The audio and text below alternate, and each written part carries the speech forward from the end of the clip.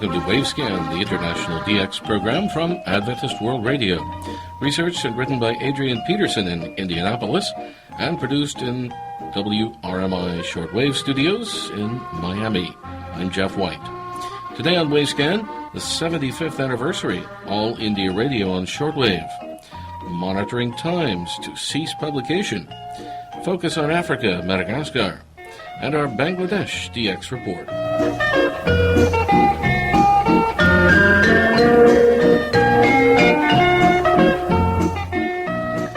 On this occasion here at Wavescan, we salute All India Radio on the 75th anniversary of the inauguration of their first shortwave network.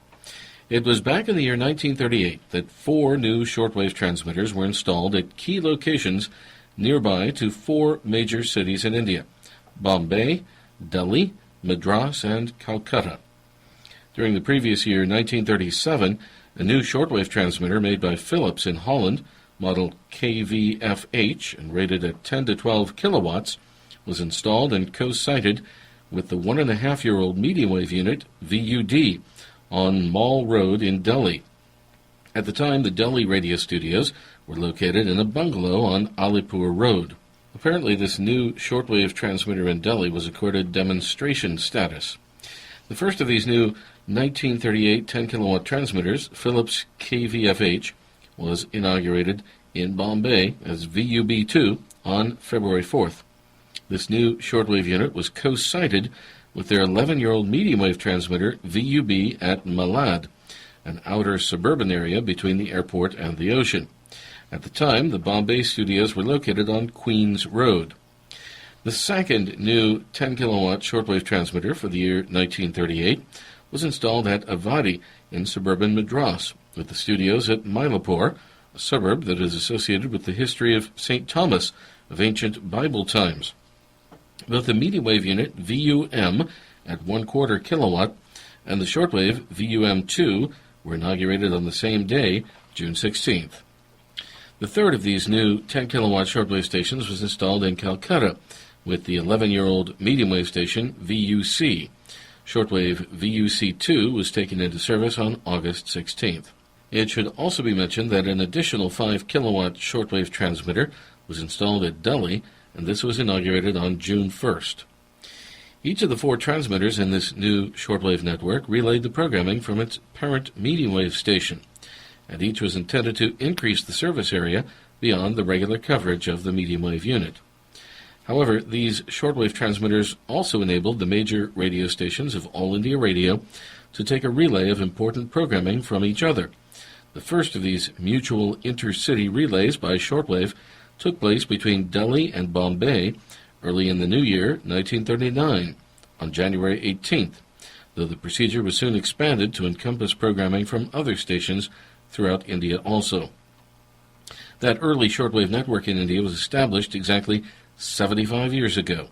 Since then, Bombay has become Mumbai, Madras has become Chennai, Calcutta has become Kolkata, and program distribution is by satellite.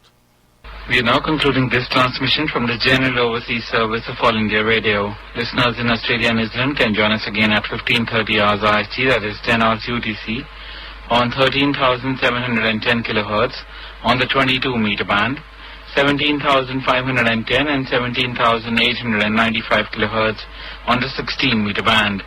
Our listeners in West Europe and the United Kingdom can join us again at 23:15 hours IST, that is 17:45 hours UTC, on 7,550 kilohertz on the 41 meter band, 9,950 kilohertz on the 31 meter band, and 11,670 kilohertz on the 25 meter band. Until then, thank you for joining us. Goodbye. Jai Hind.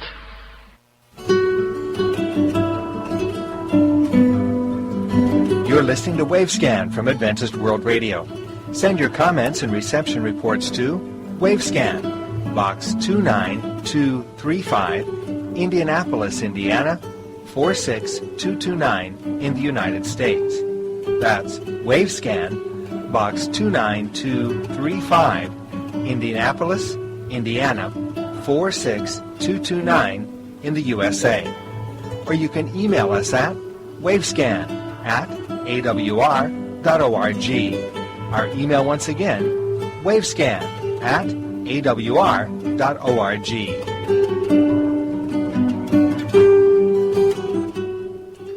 Many of you who are shortwave listeners are familiar with the U.S. magazine Monitoring Times, which covers various aspects of radio listening, including shortwave. For years, it's been a principal source of information for shortwave listeners, especially in North America. And you may have seen articles there authored by our Wavescan editor, Adrian Peterson, or maybe even yours truly. Well, Ken Reitz, the features editor and managing editor of Monitoring Times, sent us a statement from Monitoring Times publisher Bob Grove issued on July 25th. He said in part, "After 33 years of publishing the most informative and lauded magazine on monitoring the radio spectrum, Judy and I are finally going to retire. While we know the discontinuation of MT with our December issue will be a disappointment to our readers and writers alike, we realize that a combination of a poorly performing economy as well as the ready availability of free listening and technical information on the Internet has reduced sales and subscriptions throughout the marketplace."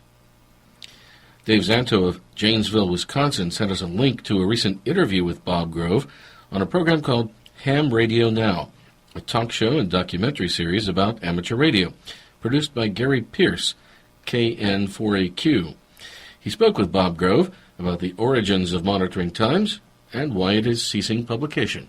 I started the magazine as a result of requests from people who were buying our first product at Grove, which was the scanner beam. But as a result of putting out essentially a catalog back then with some products on it, I always put little snippets of information to assist people in making the right decisions about product buying. And they said, "Bob, this is great. Why don't you put this out in a more functional periodic format?" And so Monitoring Times was born. It was originally in a newspaper, newsprint format, and that went on for a few years until we thought, hey, a color cover would be a good idea, so we went slick and put it down into the magazine style, and that's been going on now for 33 years. So that's a long term for a magazine. But now as we look at your website, and I try to control Wirecast, I see it's time for us to retire. After 33 years of service to the radio community, Monitoring Times will cease publication with the December 2013 issue. All kinds of questions come up about that. I guess the first one would be, why? As a matter of fact, my wife and I announced to our neighbors, our friends, and our families that we had retired some years ago. It's just that we didn't really do that. And I'm 75. I'll be 76 on my next birthday in February. And actually, I feel well. I'm in extremely good health, especially for 75 years of age. And so I really kind of had a decision. Do I want to spend the next few years still writing Monitoring Times, still going to the office? The answer to that is, I don't think so. Now, so far as why cut it off rather than just put it into the hands of capable people, there are two things behind this. Number one, if we turn over either Grove Enterprises, our dealership aspect, or Monitoring Times to someone else, now we have no control, quite honestly, over my legacy. That's the privacy part of it. So that is the primary reason. Now, from a standpoint of why are we terminating at this point, the reason is the market itself is not what it used to be, of course. We know that the print medium has gone downhill considerably in every imaginable aspect, in every venue. We've all seen the magazines going down in their print form because of the vast availability of information at your fingertips right on the computer that you're facing right now. And so we see this, we pay respect to it, we say, yes, that's the future. Bob Grove, publisher of Monitoring Times magazine, which is ceasing publication with the December 2013 issue. He was speaking there with Gary Pierce on a program called Ham Radio Now. You can watch the full 1-hour interview on the Internet at hamradionow.tv. Look for episode 89, entitled Goodbye Monitoring Times. There is some good news to report, however. Wolfgang Bushel, in his Worldwide DX Club Top News, forwards an item from Mike Terry in the UK, which originated with Glenn Hauser's DX Listening Digest. Monitoring Times columnist Gail Van Horn has written in her shortwave blog, "After 25 years this month writing the QSL Report column and 20 years as the frequency manager of Monitoring Times, I have no plans to set aside my dedication to the radio hobby or to the friends I have established during this time period. Larry Van Horn and I are working on some very interesting publication projects, not only for the military monitoring community worldwide, but I have some things in the works for the shortwave broadcast listening community as well.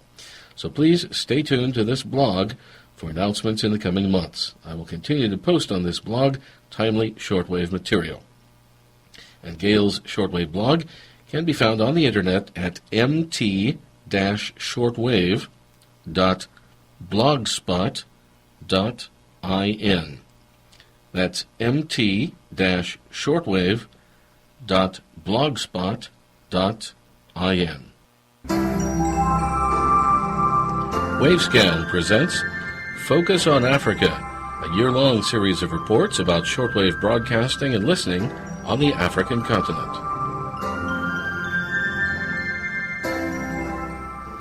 Presidential elections are scheduled for next Friday, August 23rd, in the island nation of Madagascar, off the southeast coast of Africa. That is, if they aren't postponed again, as they have been several times. Well, those elections could affect shortwave broadcasting on the island, at least for one station. Madagascar World Voice is a project of World Christian Broadcasting, which is based in Tennessee in the United States and also operates shortwave station KNLS in Alaska. Charles Caudill, president of World Christian Broadcasting, gave an update on their Madagascar project at the 2013 meeting recently of the National Association of Shortwave Broadcasters. One of the most often questions we receive at World Christian Broadcasting is, how are things in Madagascar? And they're not good. Jeff, I'm glad you didn't ask me to give you a progress report, because there is no progress. So you used the proper word, update. So we're glad to give an update. We're still where we were the last time we gave a report. As a matter of fact, we're waiting for a guy to sign a paper. The station's built. All the buildings are complete. The 3 antennas are up. The 3 transmitters are packed in shipping containers and sitting on the dock, or in a warehouse on the dock in Houston, Texas, ready to travel on the ocean for a couple of months to get to Madagascar once we can pull the trigger. We're waiting for one thing, a signature from the Minister of Communications in Madagascar.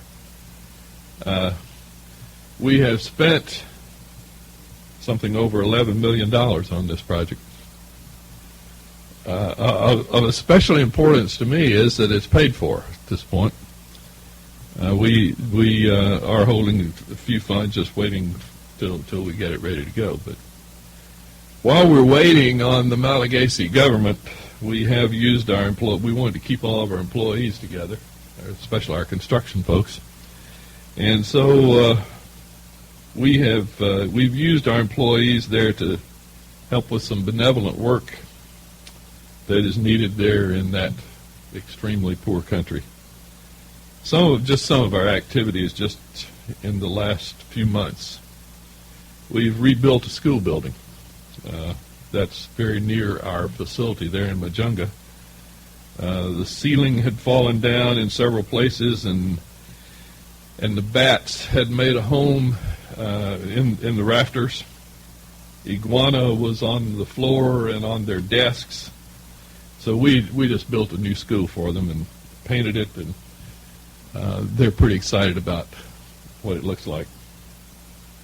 That same school sits on the main road between Majunga and Antananarivo, and it's one of the very few paved roads in the country. Last fall, one of the children ran out into the road and during playtime and was killed.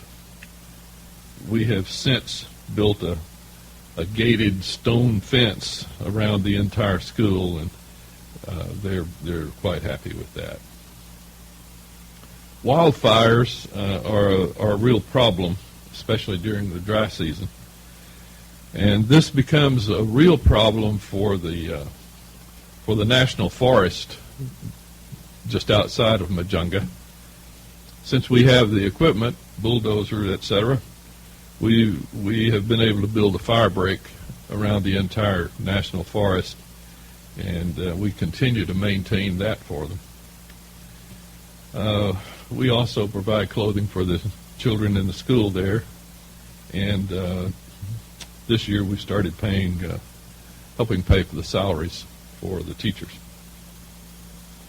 Early in March this year, we sponsored a medical mission team to the Majunga area. We had a lot of volunteers, medical professionals. A team of 52 healthcare workers allowed us to run 2 clinics.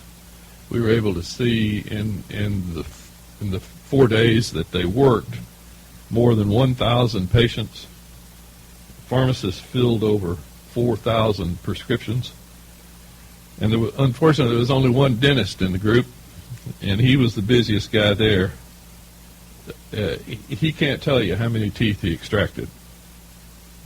He came home worn out. The team came from France, Mauritius, Switzerland, Italy, Congo, Canada, Cambodia, and of course the U.S. As you can imagine, we received quite a bit of good publicity from that. And in addition to the much good that was done, the publicity, quite frankly, was something we were looking for. One hopeful thing is an election is scheduled. There's one not so good thing. The election will be a long, drawn-out affair. The main reason for it being a long, drawn-out affair is that there will be 41 candidates for the presidency. We very strongly believe the Lord wants this station on the air, so we continue to wait. There is a good chance that if the election does take place, that by September or October, the new administration will be in place, and we can start moving stuff toward Majunga. That was Charles Coyle, president of World Christian Broadcasting, with the latest news about shortwave station Madagascar World Voice.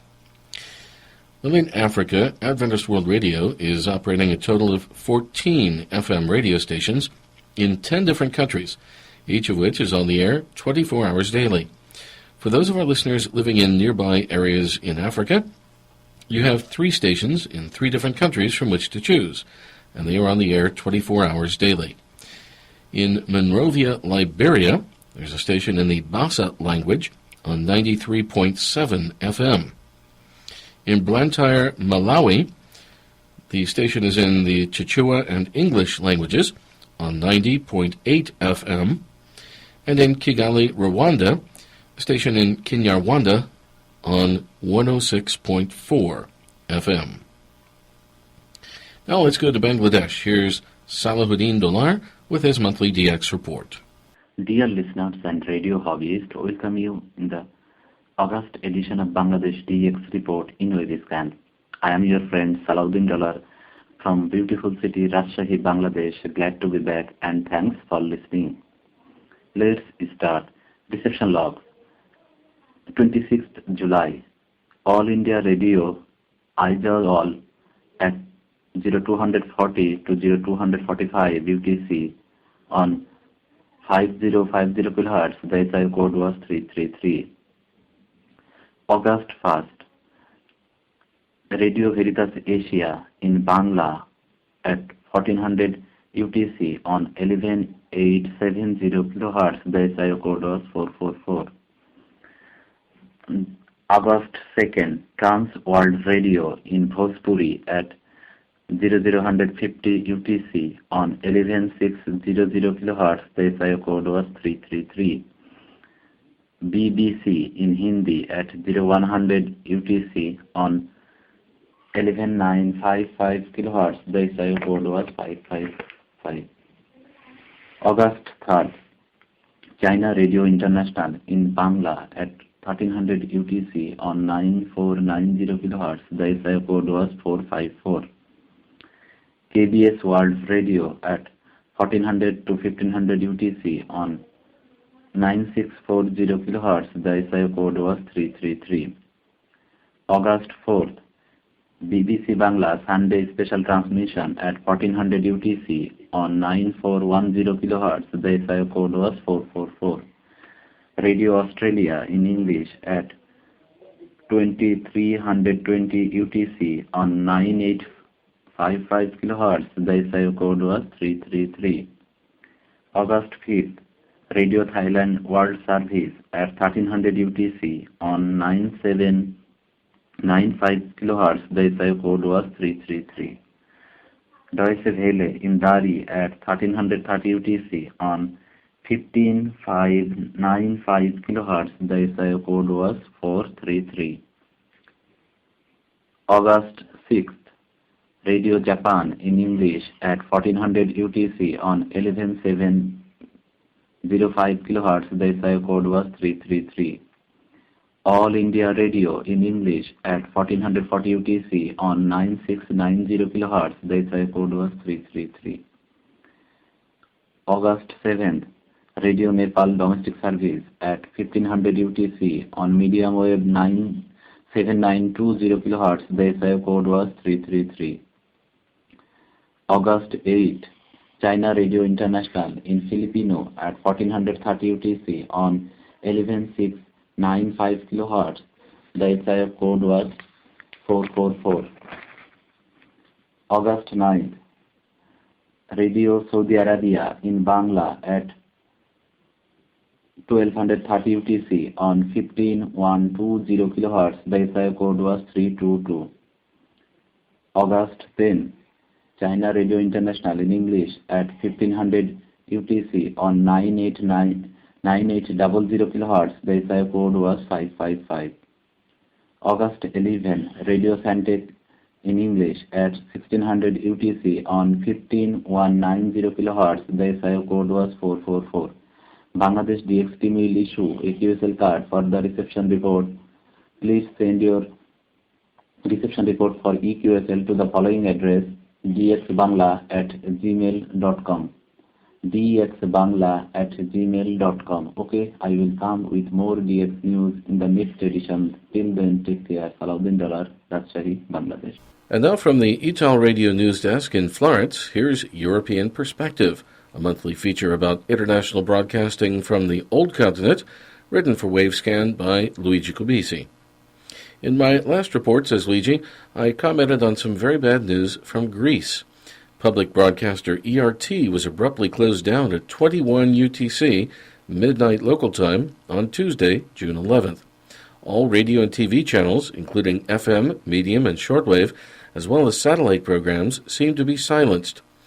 But something happened the following weeks when some stations went on broadcasting as protests broke out everywhere. Days after that, the Greek government confirmed they were working to build a new public broadcasting company, and on July 21st, all FM and medium wave stations resumed broadcasts, at least transmitting the typical sheep bell-sounding interval signal. German DXer Udo Isanko wrote from northern Greece that he was finally listening to medium wave 729, 1008, 1260, 1404, and 1512 kilohertz. We all hope they'll keep broadcasting for a long time to come. Also from Germany, I received a link to the German National Geographic Service, allowing me to get a map of broadcasting tower locations in that country. Starting in the 1960s, towers were built in major cities to cover wider areas with FM and TV. Many of those towers are taller than 200 meters, about 650 feet. These are shown on the map and are the objective of tourists for finding unusual views over towns and environment. I personally visited at least 4, in Cologne, Munich, Stuttgart, and Berlin, also enjoying a stop at the restaurant on the highest platform. Some visitors' platforms rotate to allow a really special view. They're also very good places to switch your radio on and get some far signals, especially on the FM band. By the way, rotating restaurants are not unusual in Europe. The tiniest may be at the 11th floor of a building in Tirana, Albania. Houses around are normally not so high, and you can get a special view at only 110 feet. On July 1st, the European Union got its 28th member, Croatia, in Southeast Europe. Croats arrived in the area of present-day Croatia during the early part of the 7th century A.D., and during their long history, they've been part of other countries for most of the time, finally gaining independence in 1991. Listeners in other regions of the old continent can tune in their medium-wave 600-kilowatt transmitter on 1134 kilohertz from 1700 to 2345 UTC, broadcasting the Voice of Croatia program. English news is scheduled at 1700, 1905, and 2315 hours UTC. And that's all from Florence this month. If you wish to be informed on what's going on in the Italian and European international broadcasting scene, please check out our website, www.italradio, that's italradio.org. You can also find a portale, or a web portal, with current news in English, too. Thanks to Luigi Cobisi for that report.